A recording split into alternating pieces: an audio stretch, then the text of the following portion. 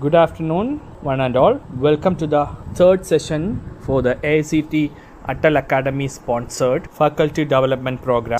This session is conducted by Professor Dr. Azizi Menacheri. Professor Menacheri serves as a Vice President at QMPG Industrial Certifications and Services and Leadership Coach at QMPG Learner Training Academy. He has got 9 years of his experience working with IRCA and Chartered Quality Institute London for IQMS Sai Global, a US $0.6 billion professional service company, as an accredited lead tutor in design and delivery of training programs. Well, he has conducted more than 1,200 third and second party audits in more than 650 organizations and trained more than 350 organizations during the period 2003 to 2021. He is trained at Harvard Graduate School of Education and on educational leadership and is an alumnus of IIM Ahmedabad. He holds an earned PhD in emotional intelligence and managerial effectiveness and trained in both applied and clinical psychology, philosophy, management, marketing, and HR. He has served the boards of a few companies during 2009 and 2018 and possesses 24 years of experience in industry, academics, and has served as a professor, adjunct professor, and dean at different management schools. He is a renowned author and has written 9 books, 1 book chapter, 26 articles, and 1 monograph. I welcome you, sir, for your presentation. Thank you.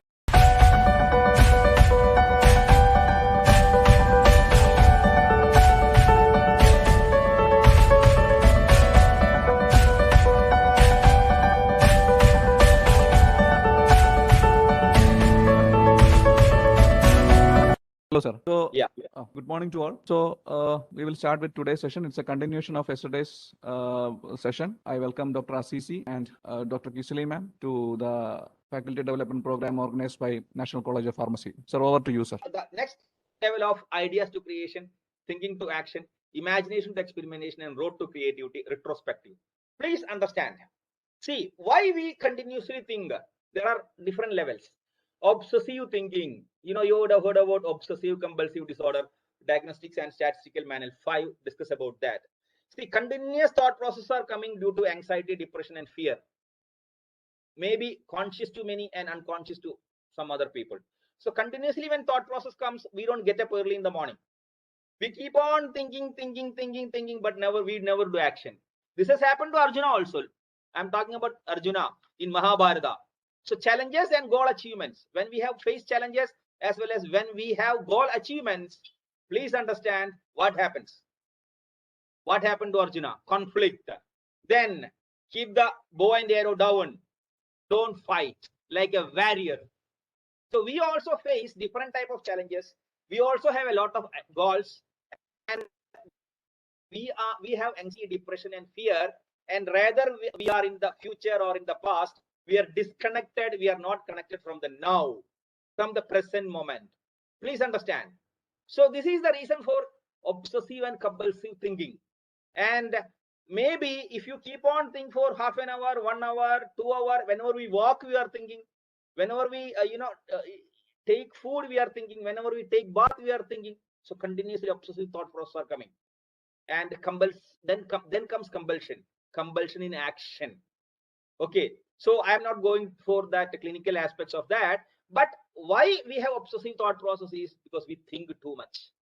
What is the reason for that? We are thinking about our future. What will happen to Corona? Okay, what will happen to our future? What will happen to my goal? What will happen to our goal achievement? So we are always in the future, and we are also in the past. We always in the past because we always learn from our past. There is something called as, there are 3 things we have to be aware about. The first one is learning, unlearning, de-learning, and relearning. There are 4 stages. First one is learning. We learn. We de-learn. Okay, what de-learning? See, after some time we understand that whatever learned is obsolete, and it asks us to de-learn something. So we have an whatever you learned is obsolete and we have to forgive it, so that then only I can learn something new. This attitude is called de-learning attitude. De-learning attitude.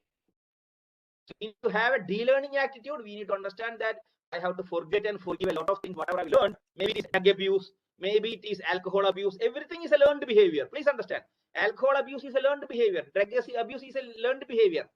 Sometimes we may shout at other. Anger is a learned behavior. So at this point of time, in the present moment, I realize that I have to unlearn it. Okay, that attitude is called as de-learning attitude. So many of us, we even don't think that we have to unlearn many things. Then we don't have a de-learning attitude. Now the challenge is we have to develop a de-learning attitude. Then we have to unlearn it.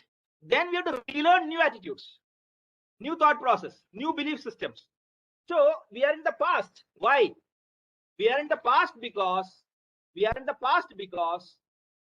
not able to unlearn. We are not able to forget and forgive to others. So when we live in the past, we carry the emotions in the past and live in the present with those emotions, and we are not connected in the present. So one of the major challenge is we are not connected here now. We are not in our reality. We live in our mental or emotional reality called as psychological reality.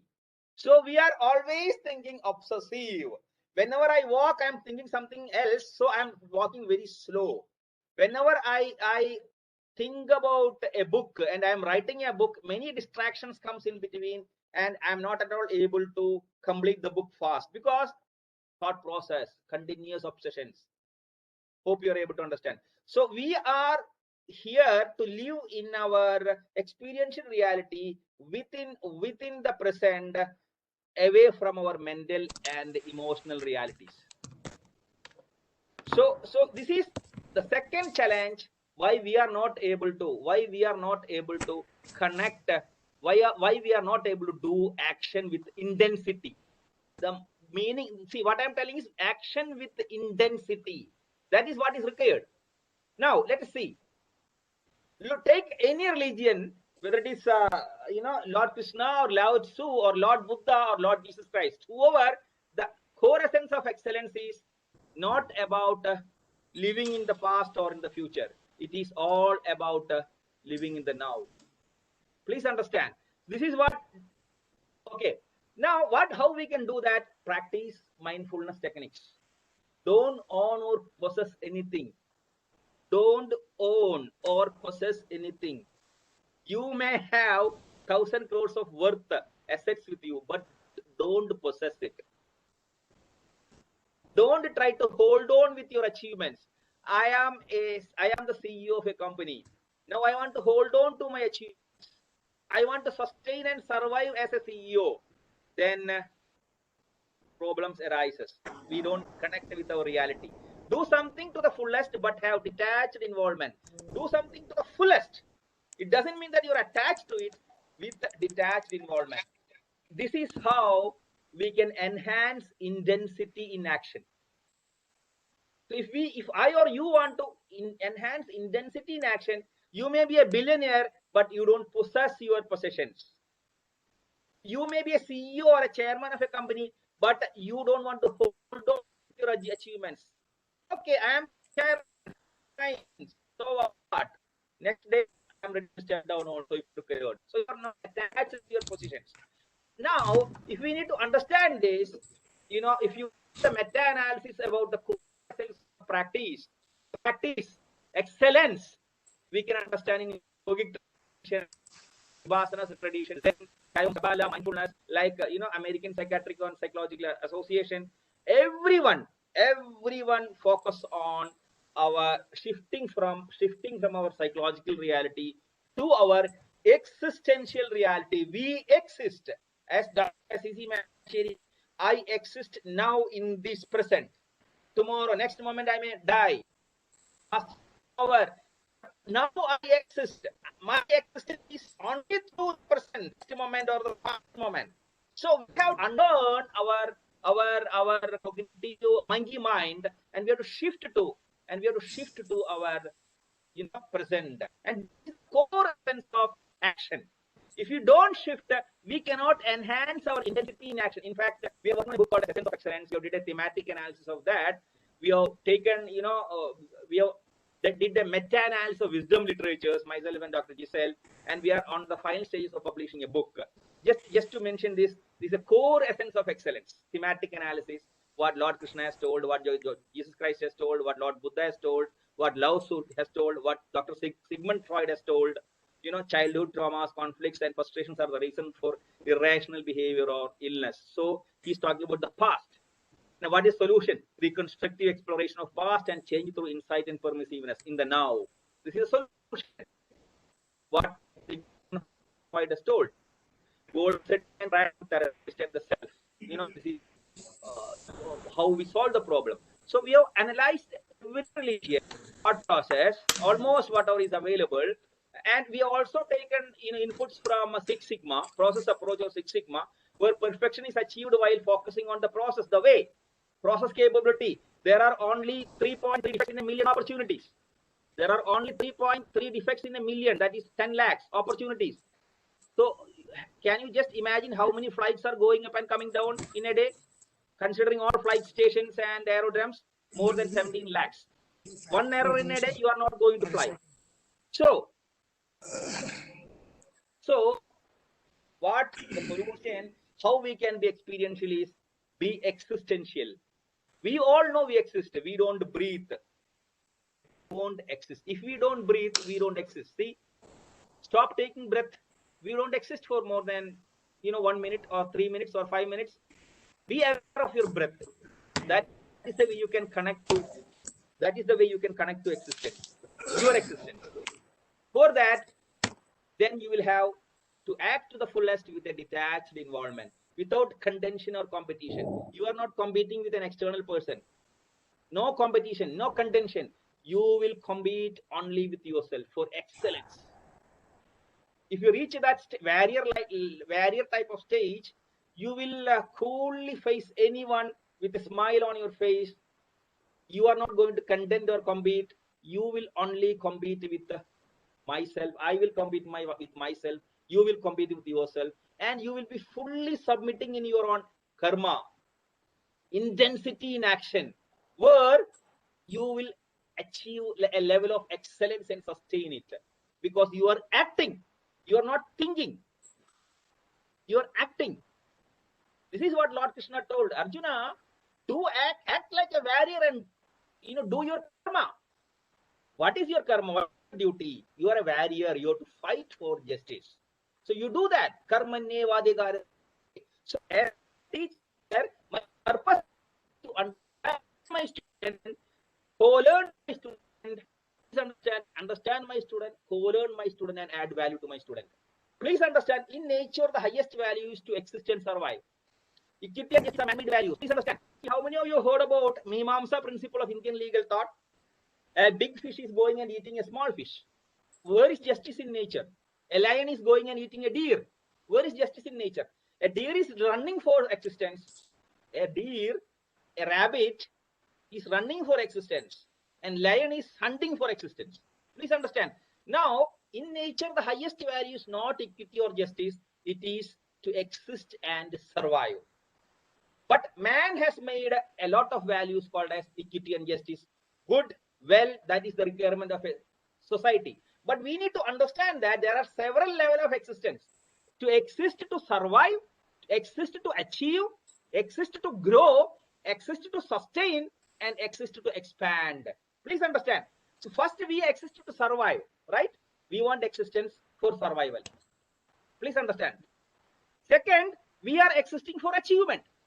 We want to achieve something. And after achievement, we want to grow. And we want to exist to the sustenance. What is that? Now I have become the, Prime Minister of the country. Now I want to sustain as Prime Minister. Now I have become, American President. Now I want to sustain, exist and sustain as American President. I don't want to leave. I want to sustain myself as American President. My 5-year tenure is over. Now I want to continue my next 5 years, and I can do anything for that existence. Now, can we blame anyone? Now, there is something else called as existence for expansion. I exist to expand. What is that? I exist to expand from me to you. I exist to expand from me to every human being. I exist to expand to every species. That is love through love. So if you raise yourself to that level, if you start existing to expand to other species, other human beings, so then your intrinsic action will enhance.